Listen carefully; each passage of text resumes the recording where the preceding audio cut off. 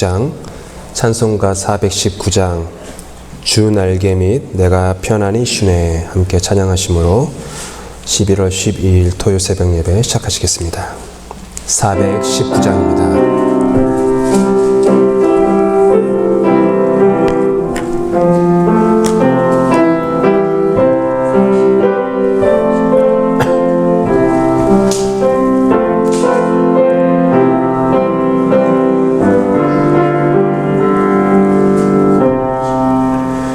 주 날개 밑 내가 편안히 쉬네.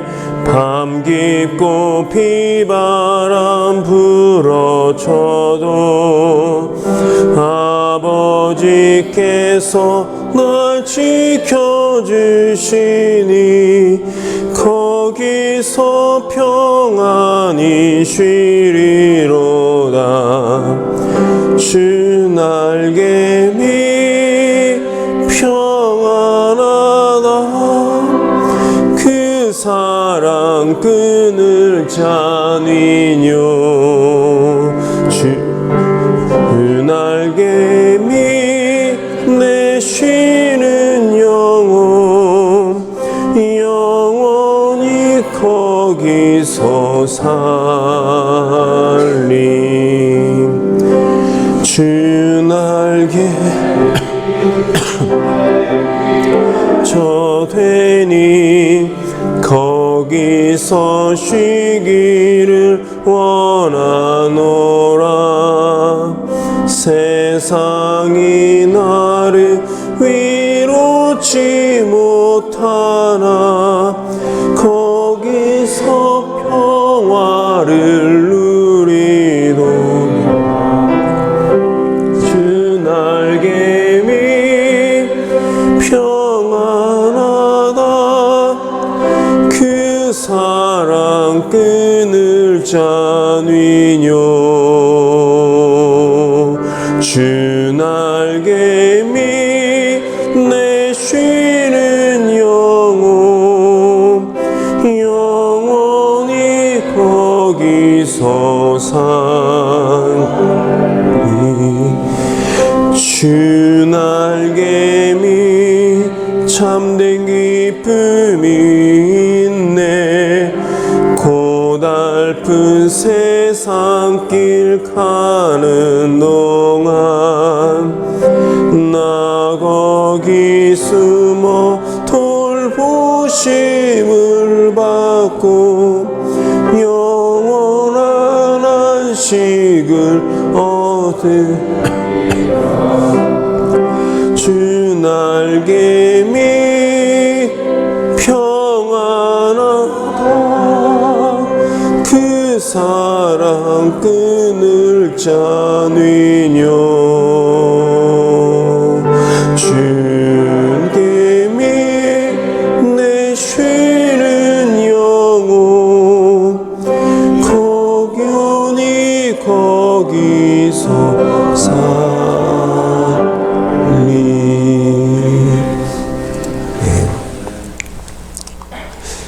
우리에게 주신 하나님 말씀은 시편 62편 1절부터 12절입니다. 시편 62편 1절부터 12절입니다.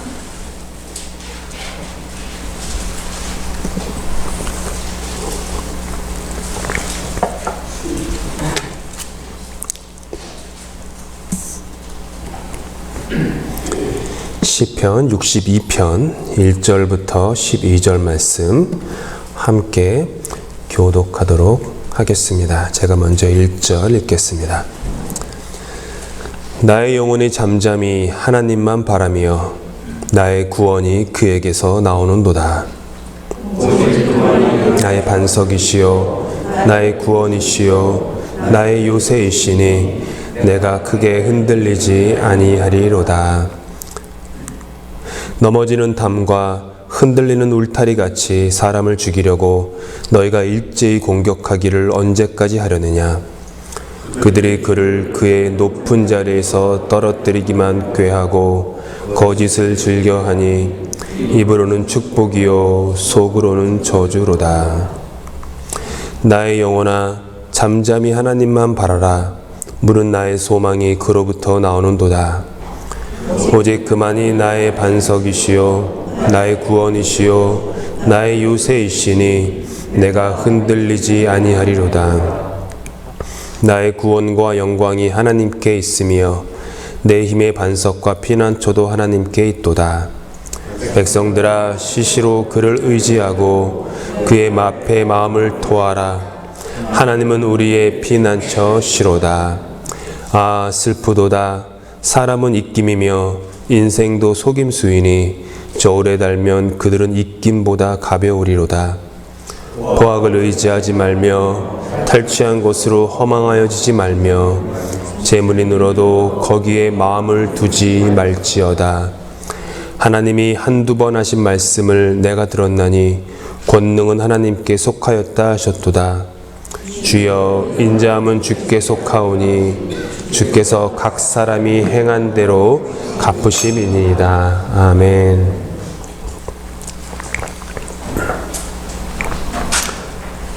버니 크라우스라는 자연의 소리를 녹음하는 다큐멘터리 그 녹음가가 있습니다. 촬영을 하는 사람은 아니고 영화나 다큐멘터리 영상에 필요한 그 소리 있지 않습니까? 자연의 소리. 피아노에 보시면 마이크가 있는데 이것보다 한 2배 정도 되는 큰 마이크에 이렇게 소음이 달려 있고 그런 것을 가지고 자연에 가서 그 자연의 소리를 녹음하는 일을 전문으로 하는 사람이 있었습니다. 그 사람이 말하기를 1968년에 1시간가량의 자동차나 비행기의 소음이 없는 자연의 소리를 녹음하기 위해서 약 15시간이 걸렸다고 합니다.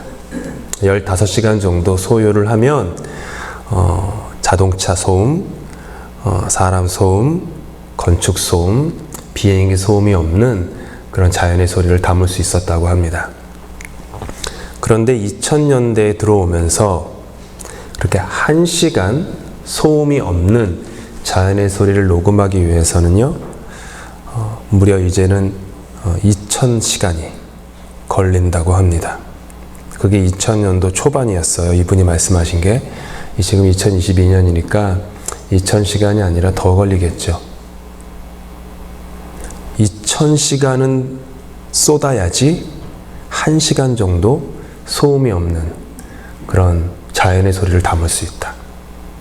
그만큼 이 세상에 소음이 많아졌다라는 것이죠. 미국의 기관에 따르면은 지금도 약 2억 명의 사람들이 과도한 소음 공해로 인하여 정신적 스트레스 속에서 살고 있다라고 합니다. 소음이 참 많은 세상입니다. 바깥의 소음이 참 많죠. 온갖 사이렌 소리, 온갖 그 공사하는 소리, 자동차 소리, 급발진하고 공사하는 소리들. 근데 그것뿐만은 아닙니다. 외부의 소음만이 아니라 저와 여러분의 이 내면의 소음도 참 만만치가 않습니다. 우리 안에는 수많은 그 생각들이 자리 잡고 있죠. 한국말에 5만 가지 생각이 난다. 뭐 이런 얘기 있지 않습니까? 5만 가지? 5만 가지. 이게 과장이 아니에요. 5만 가지. 5만 개의 생각이 우리 머릿속에서 팍 돌아가는 그런 소음들. 너무 많습니다. 주님께서 말씀하셨습니다. 수고하고 무거운 짐진 자들아 다 내게로 오라. 내가 너희를 쉬게 하리라. 세상 외면의 소음과 내면의 소음으로 수고하고 무거운 짐진 모든 사람들아 나에게로 와라.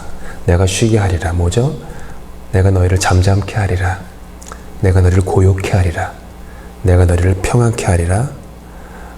그 말씀이겠죠. 내가 잠잠하지 않는다면, 내가 주의 음성을 들으려 하지 않는다면 어떻게 주님께서 우리에게 이와 같은 쉼을 주실 수 있겠습니까? 오늘 본문에서 다윗이 말합니다. 나의 영혼이 잠잠히 하나님만 바라며. 1절에서 그리고 또 5절에서 또 반복해서 이렇게 똑같이 얘기해요. 나의 영혼아. 이제는 고백으로는 부족했는지 자기 영혼에게 이렇게 명령을 해요. 나의 영혼아, 잠잠히 하나님만 바라라. 무릇 나의 소망이 그로부터 나오는도다. 다윗의 주변에는 소음으로 가득했습니다. 넘어지는, 아까 우리가 시편 읽은 것처럼 넘어지는 담이 있었어요. 잘 쌓아놓은 담이었다고 생각했는데 그게 넘어지고 있는 거예요. 얼마나 소음이겠습니까? 바깥의 소음만 아니죠. 내면에서 오는, 내면에 쌓아놓은 담들이 무너지고 있는 거니까 그런 소음들. 다윗의 고백에 따르면은 흔들리는 울타리가 있었습니다. 그리고 적대심을 가지고 그를 해하려는 사람들도 있었습니다. 거짓을 즐겨하는 수많은 사람들의 입술도 있었습니다.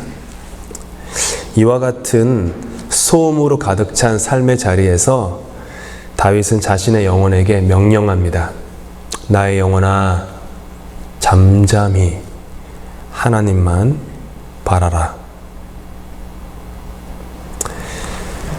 지금으로부터 약 400여 년 전에 니콜라스 에르망이라고 하는 청년이 있었습니다. 그 청년은 배운 것은 일천한 그런 청년이었는데 즐겨하는 그 사색의 습관이 있었어요. 나무를 보면서 가만히 생각에 잠겨 있는 거예요. 약간 추운 날씨라서 몸이 으스으스 떨리기도 했는데 계속 나무가지를 왠지 쳐다보고 싶었어요. 움직이지도 않고 열매도 없고 심지어는 이파리도 없었습니다. 눈이 덮인 주변의 모습, 생명의 흔적을 찾아볼 수 없는 그런 모습들. 근데 이 청년은 속에 그런 생각이 들었어요. 하지만 저건 죽은 것이 아니구나. 이 나무 안에는 생명의 선물이 있구나. 그리고 봄이 오면 결국에는 푸른 싹을 돋아내는구나. 겉으로는 죽어 있는 것처럼 보여도 그 안에는 생명의 축복이 있구나 라는 것을 그는 사색했습니다. 얼마 있지 않아 그는 당시 중유럽에서 있었던 30년 전쟁에 징집이 되었습니다. 하지만 전쟁에 참가하던 중에 그는 다리에 심각한 부상을 입게 되었고 군대에서 어쩔 수 없이 전역하게 되었습니다. 상처난 다리, 즉 평생 그 다리를 저는 불구로 살게 되었기 때문에 그것은 그에게 큰 아픔을 주었습니다. 여러 가지 일을 전전하게 되었죠. 여러 가지 일을 전전하면서 고생을 하다가 오랫동안 마음에 품었던 그 일을 해야겠다라고 다짐을 합니다. 그리고 38세라는 그 늦은 나이에 프랑스 파리에 있었던 맨발의 카멜 수도원 거기에 들어갑니다. 이 카멜 수도원이 유명한 수도원들이에요. 그래서 캐나다에도 카멜 수도원이 많습니다. 나야가라 쪽에 가시면은 카멜라이트 그 모네스트리도 있는데 좋은 수도원이에요. 그렇게 수도원이 카멜 수도원. 근데 여기는 특별히 맨발의 카멜 수도원이라는 곳이 있었어요. 프랑스 파리에. 거기에 이제 들어가게 됐어요. 수도원의 일상은 두 가지로 나눠져 있었습니다. 그리고 두 가지의 일을 하는 사람들이 분류가 되어 있었어요. 첫째는 노래하는 수도사가 있었어요. 뭐냐 하면 명칭대로 하루 종일 찬미의 노래를 부르고 말씀을 읽고 공부하고 기도를 하는 그런 부분, 그 일을 전담하는 사람들. 또 다른 하나는 그와 같은 어떤 그 신학 교육을 받지 못한 그 일반 평수사들인데 이분들이 하는 일은 수도원의 집안 살림을 돌보는 일이었습니다. 집안 일들을 돌봄으로 인해서 노래하는 수도사들이 더욱더 기도와 말씀에 집중할 수 있도록 돕는 것이 이들의 역할이었죠. 초대교회도 그랬죠. 초대교회도 사도들이 기도와 말씀에 전념하게 하기 위해서 초대교회 때 집사들을 세웠던 것처럼 수도원에도 그런 게 있었던 것 같아요. 이들은 농사를 하고 요리를 하고 청소를 하고 때로는 목공일을 하고 배수관을 고치고 건물을 보수하고 빨래를 하였습니다. 그래서 이들에게 주어지는 수도원의 그 가르침은 바쁜 일상 속에 잠깐 동안 할 수 있는 매우 간단하고 초보적인 기도 지침, 그 정도가 있었어요. 거기에 전념하는 사람들은 아니었기 때문이죠. 니콜라스 에르망이라는 이제 청년이 아니죠. 15년 동안 부엌 일을 돌보았습니다. 15년 동안 부엌에서 일을 했는데 그 일을 무척이나 싫어했습니다. 왜냐하면 부엌에서 쉬지 않고 움직이면서 요리하고 청소하고 음식을 나르고 하였는데 이런 일들이 그의 그 아픈 다리를 더욱 아프게 하였기 때문이죠. 가끔 마을로 가서 먹을 것을 사와야만 했는데 다리가 아픈 그로서는 여간 곤욕이 아니었습니다. 결국 그는 더 이상 부엌 일을 돌볼 수 없게 되었습니다. 그래서 그는 수도사들의 신발을 수선하는 곳으로 이렇게 배치가 되었어요. 그곳이 너무 좋았습니다. 하루 종일 앉아서 일을 할 수 있었고 신발을 수선하면서 수선하는 동안에 기다리지 않습니까? 수도사들이 앉아가지고 혹은 옆자리에 앉아서 기다리겠죠. 대화를 하잖아요. 이런저런 얘기. 그 시간들이 너무 좋았어요. 그를 찾는 방문자 중에 요셉 신부님이 있으셨습니다. 몇 년 동안 니콜라스로부터 구두수선을 받으면서 이런저런 대화를 많이 했는데 이 요셉 신부님이 그와 대화를 많이 나누게 되면서 매우 깊은 인상을 받게 되었어요. 비록 니콜라스가 다른 훈련된 수도사들처럼 기도하고 또 말씀을 읽고 또 찬미가를 부르는 그런 시간을 가지지는 못하는 사람이지만 너무나도 단순하고 간단하게 그 하나님의 임재를 본인이 경험한 것을 나누는 이야기에 매우 깊은 감동을 받았습니다. 그 예배당만이 아니라 부엌이나 그 구두를 수선하는 곳에서도 하나님의 임재를 경험한 그 이야기에 큰 감동을 받은 것이죠.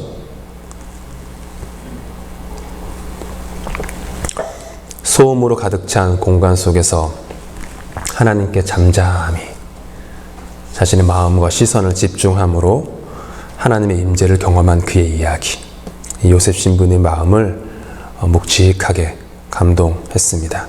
그 어린 시절 늦겨울에 인내심을 가지고 나무를 찬찬히 쳐다보며 그 안에 숨겨진 생명의 축복을 경험하였던 것처럼 니콜라스는 구두를 고치면서 그 동일한 하나님의 임재를 경험하고 있었던 것이죠.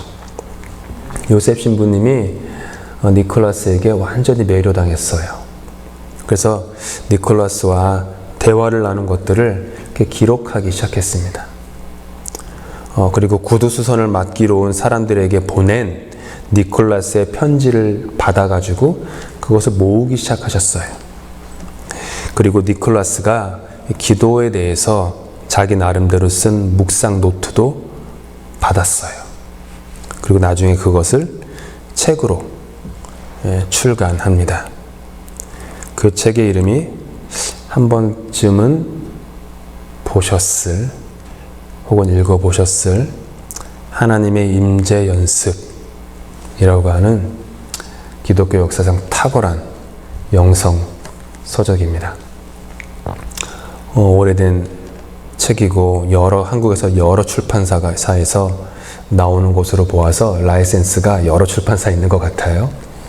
뭐 두란노에서도 나오고 생명의 말씀사에서도 나오고 여러 군 다 나오더라고요, 이 책들이. 그런데 굉장히 작은 책인데 너무 훌륭한 책입니다. 그리고 그 니콜라스의 이름이 로렌스 형제라고 불리게 되죠. 로렌스 형제, 브러더 로렌스라고 불려요. 이 책이 발간된 지 수백 년 동안 이 작지만 심오한 책은 수많은 그리스도인들의 그 필독서가 됩니다.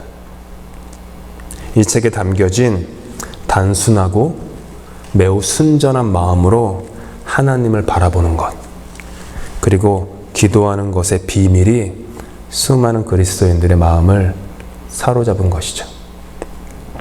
지금도 동서양에서 최고의 기독교 서적으로 뽑히는, 언제나 그 리스트에 들어가는 서적 중에 하나입니다. 어떤 교육도 받지 못했던 절름발이었던 니콜라스 에리망이라는 그 청년이 15년 동안 부엌 일을 하면서 그 후에는 구두를 수선하는 일을 하면서 자기가 있는 그 자리에서, 어떻게 보면 소음이 많은 그 일상의 삶의 자리에서 하나님의 임재를 깊이 경험했던 것이죠. 이것은 우리의 마음이 잠잠히 하나님께 집중하는 것을 잘 말해줍니다.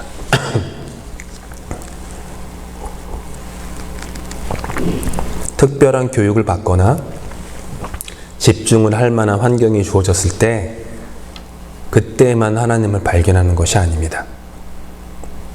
오히려 나의 마음을 어떤 환경에서도 하나님께 집중해야겠다라고 하는 그 마음의 결단이 있을 때, 그때 우리는 하나님의 임재를 경험합니다. 그리고 그 결단이 삶의 훈련으로 하나씩 둘씩 쌓아져 나갈 때 하나님의 임재를 경험하는 것이죠. 그래서 책 제목도 하나님의 임재가 아니라 하나님의 임재 연습인 거예요. 연습이라는 거죠. 연습이 없이는 안 된다는 거예요. 그저 그냥 살다 보면 우연처럼 하나님의 임재를 경험할 수는 없다는 거죠. 구두 수선하는 일이 한가한 일은 아니잖아요. 바로 앞에서 사람이 기다리고 있는데, 부엌에서 일을 하는 것들이 한가한 일이 아니잖아요. 부엌에서 일할 때 부엌 일 말고 다른 데 뭐 신경 쓸 수가 있습니까? 오로지 모든 것에 거기에 신경이 집중되니까. 범사의 모든 일들이 그렇죠. 그렇기 때문에 연습이라는 거예요. 의지, 인텐션을 가지고 내가 지금 나의 일상의 이 자리에서, 나의 이 보통 사람으로서 이렇게 매일 반복된 나의 일상의 자리에서 하나님의 임재를 경험하고 싶다. 경험해야지. 라고 하는 그런 연습. 그 연습이 켜켜이 쌓이다 보면, 나이테처럼 쌓이다 보면 그것이 이렇게 하나님과 대화하는 그 법을 배우게 된다는 거죠. 이렇게 우리의 마음을 집중하는 훈련을 우리는 계속해서 해야 합니다. 우리의 삶에는 소음이 늘 있을 거예요. 소음을 제거할 수는 없겠죠. 다만 우리가 할 수 있는 것은 그런 소음 속에서도 우리의 마음이 하나님을 향하도록 잠잠히 하는 그런 훈련을 한다는 것이죠. 그래서 호흡을 하는 거죠. 심호흡을 하고 잠시 멈추고, 예배당에 와서 예배 드리기 전에 막 분주하게만 하는 것보다 호흡을 좀 찬찬히 가다듬고 깊이 들이마시고 좀 깊이 내뱉고, 그러면서 내가 하는 호흡에 귀를 한번 집중해 보고, 그러면서 이렇게 하나님께 집중하는 것. 성경에서 주님께서 귀 있는 자는 들으라 라고 예수님께서 자주 말씀하셨어요. 귀 있는 자는 들으라. 예수님의 그 말씀을 듣는 사람들 모두가 귀가 있었습니다. 근데 귀가 있었지만 그들은 듣지 못했습니다. 들을 귀가 없었기 때문이죠. 마음이 너무 분주하니까, 내 속에서 일어나는 수많은 욕망의 소음들을 너무 가득하니까, 사람들이 요구하는 그 디맨드의 소리가 너무 강력하니까, 두려움의 소리, 걱정의 소리, 근심의 소음들, 자녀에게서 오는 부모에게서 오는, 배우자에게서 오는, 직장 동료에게서 오는, 재정에서 오는, 건강 문제에서 오는, 사회적, 정치적 불안에서 오는 수많은 소음들로 너무 가득하니까 귀가 있어도 들을 수가 없는 것이죠. 그러니까 예수님의 말씀이 없어서 듣지 못하는 게 아니라 예수님의 말씀이 있음에도 불구하고 들을 귀가 없기 때문에 듣지 못하는 겁니다. 그래서 예수님께서 마태, 마가, 누가, 요한복음에서 매우 반복적으로 말씀하세요. 귀 있는 자는 들을지어다. 귀 있는 자는 들을지어다. 엘리야가 호렙산에서 절망 속에 숨어 있었습니다. 자신을 죽이려고 하는 그 표독스러운 여인이, 그 여인이 요란스러움. 내가 당신 엘리야를 죽이지 않고는 반드시 죽일 거야. 죽이지 않고는 잠도 자지 않을 거야. 라고 하는 그 분노, 다른 사람, 나를 향한 다른 사람의 그 분노와 저주와 살해 협박으로 인한 그 소음들, 그것으로 인해서 그는 큰 절망에, 그리고 성경을 자세히 읽어보면 거의 우울증 증상처럼, 깊은 우울증처럼 우울증에 빠졌어요. 그리고 하나님을 찾습니다. 잘 아시다시피 산이 쪼개지고 바위가 부서지는 크고 강한 바람이 있었지만 그 가운데에서 하나님의 음성은 들리지 않았습니다. 그 후에 요란스러운 지진도 있었지만 그때에도 하나님의 음성은 들리지 않았습니다. 거대한 불도 있었지만 이때에도 하나님의 음성을 듣지 못했습니다. 그 후에 부드럽고 세미한 음성, 영어로는 still voice라고 해요. 잠잠한 음성. 그 하나님의 음성이 들리는 거예요. 자신의 외면과 내면에 이처럼 소음이 있으면 하나님의 사랑을 알 수가 없어요. 하나님이 나를 이렇게 바라보는 시선과 내 시선이 이렇게 마주칠 수가 없어요. 지진 속에서, 폭풍 속에서, 불 속에서 하나님의 음성이 들리는 것이 아닙니다. 조용할 때, 잠잠할 때, 하나님께 집중할 때 우리는 하나님을 바라볼 수 있습니다.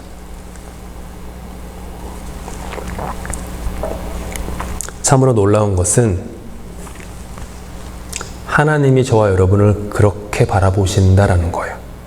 하나님이 저와 여러분을 그렇게 귀 기울여 주신다라는 거예요. 나의 죄로 인한 소음들이 내 삶에 꽹과리를 치고 있어요. 나의 분주함으로 인한 정신없음이 요란스럽게 들리죠. 어리석어서 무리에서 떠나 길을 잃은 어린 양 한 마리처럼 그렇게 사는 나의 모습. 세상은 요동하고 땅은 흔들리고 바다는 갈라지는 그런 세상. 그런데 하나님은 그런 소음 속에서, 소음 가운데 파묻혀 있는 우리를 보신다라는 거예요.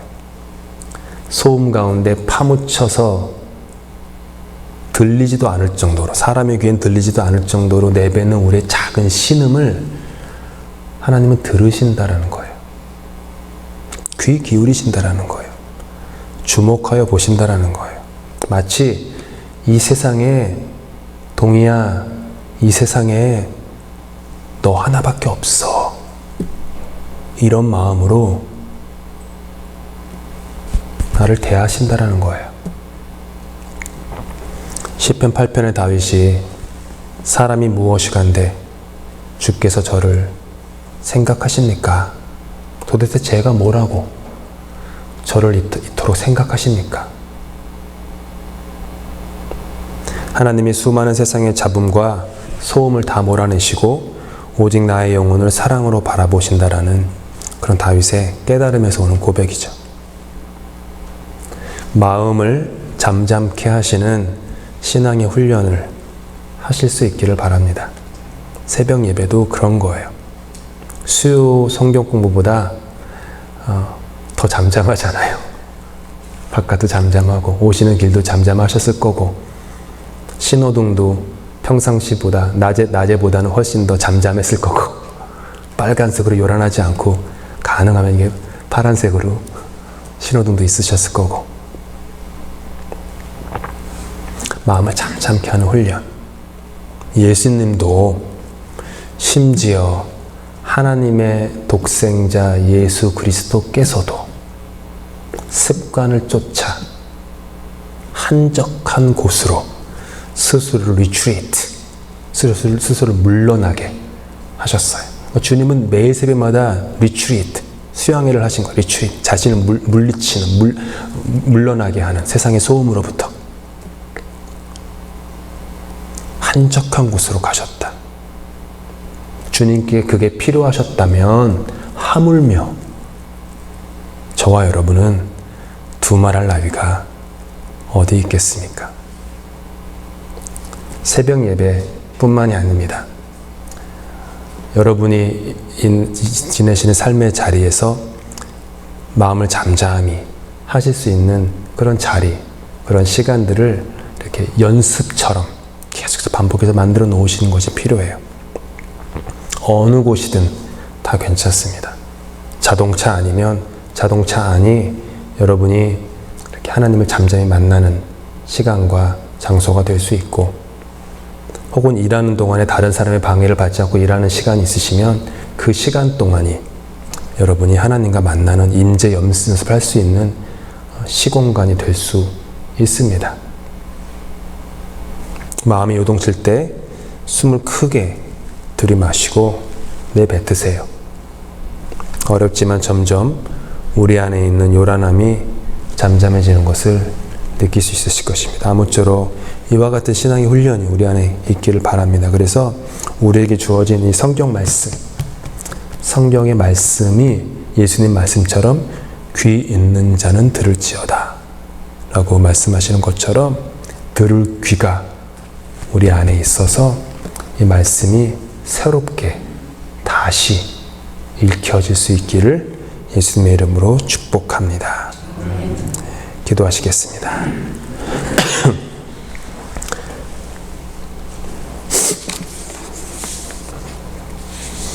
나의 영혼아 잠잠히 하나님만 바라라. 물은 나의 소망이 그로부터 나오는도다. 주님, 삶의 매 순간마다 분주할 때마다 정신없이 두려움의 파도에 휩싸일 때마다 걱정, 근심과 마음속에서 요동거리는 두근거림으로 그 쓰나미에 함몰될 때마다 우리 영혼에게 명령하게 하여 주옵소서. 나의 영혼아 잠잠히 하나님만 바라라. 물은 나의 소망이 그로부터 나오는도다. 너희는 가만히 있어 내가 하나님 됨을 알지어다. 그렇게 주님과 동행하고 주님의 임재를 연습해 나가는 우리의 삶이 되도록 은혜 베풀어 주시옵소서. 주님께서 가르쳐주신 기도로 새벽 예배 마치시겠습니다. 하늘에 계신 우리 아버지, 아버지의 이름을 거룩하게 하시며 아버지의 나라가 오게 하시며 아버지의 뜻이 하늘에서와 같이 땅에서도 이루어지게 하소서. 오늘 우리에게 일용할 양식을 주시고 우리가 우리에게 잘못한 사람을 용서하여 준 것 같이 우리 죄를 용서하여 주시고 우리를 시험에 빠지지 않게 하시고 악에서 구하소서. 나라와 권능과 영광이 영원히 아버지의 것입니다. 아멘.